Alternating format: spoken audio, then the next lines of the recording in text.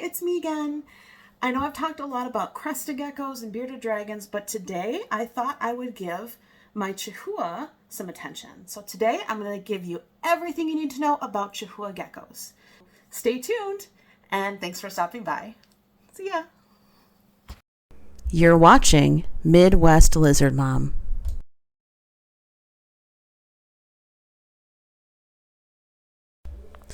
Chahoua geckos are a sticky-footed gecko that come from the islands of New Caledonia, not too far from Australia. They're actually found on the same islands as crested geckos and Leachianus geckos. All three of them live in the trees and are nocturnal, sleeping under leaves high in the trees during the day and coming out at night.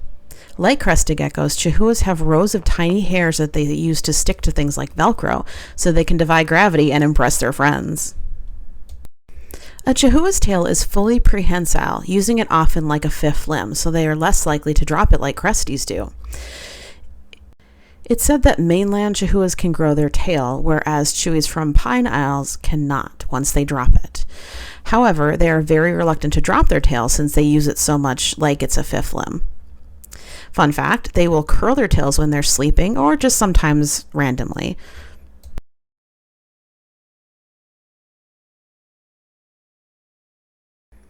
They do a nice job of blending into their surroundings as they tend to look like moss colors in the wild. They tend to really focus on their prey and suddenly lunge at it. They seem to be pretty enthusiastic about food. They aren't jumpy. Combined with having sticky feet, it makes them easier to handle. They tend to move slow, but they can sprint as well when they need to, or if they're startled.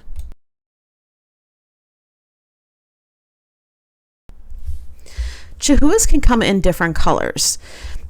As they age, they may change drastically from their appearance as a baby to how they will look as an adult. When purchasing a Chahoua, ask for pictures of their parents to see how they might turn out. It's not a definite, but it can give you an idea. Their faces remind me of an African fat-tailed gecko's face and shape.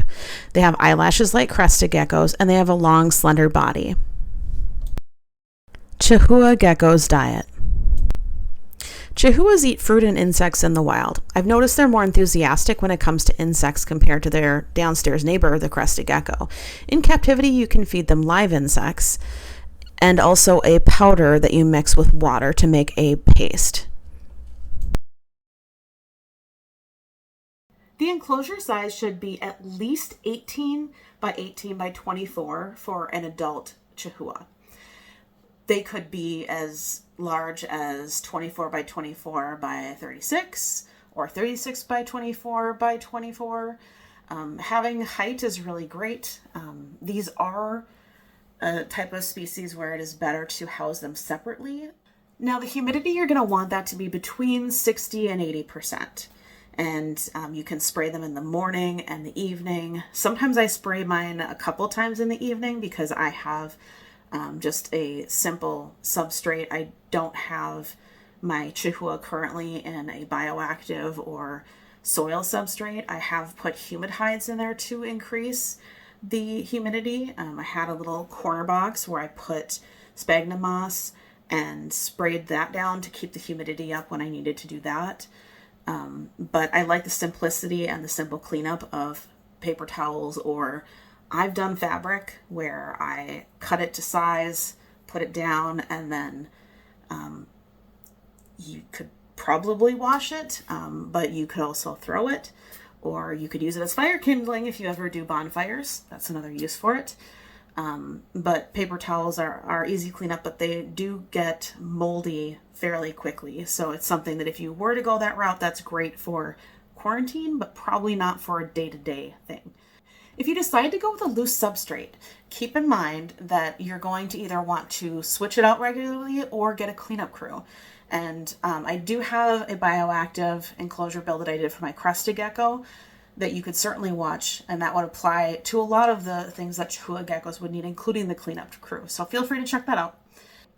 Make sure that you have a clean fecal before you add the loose substrate, especially if it's going to be a bioactive that you're going to continue to let sit in the enclosure with a cleanup crew. Because if they do have any sort of parasites or anything like that, you'll want to make sure that's treated before you introduce a loose substrate. In their enclosure, you're going to want to have plenty of foliage, so places for them to hide. You're going to want a ledge for water as well as their diet. So they have a fruit paste that they will eat just like crested geckos. It has fruit and insects. It's crested gecko diet. They're definitely around more and more at expos and online. They tend to cost more on average than a crested gecko, but if you're only going to have one and only one, well, good luck with that. Might as well get the morph you want, right? Fun fact, it's illegal to take them out of the wild, so if you buy one, it will not be wild caught.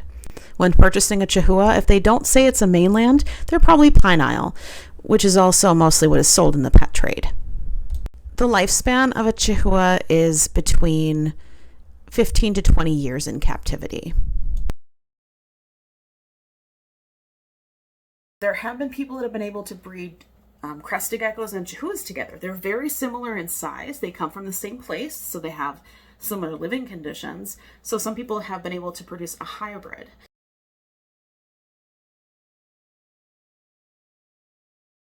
Well, that's it. So I really wish I could have gotten Sauron out to show you, but unfortunately she just didn't want to come out of hiding. So luckily I had some video to show you and pictures, and I hope that you learned something. I hope this was fun.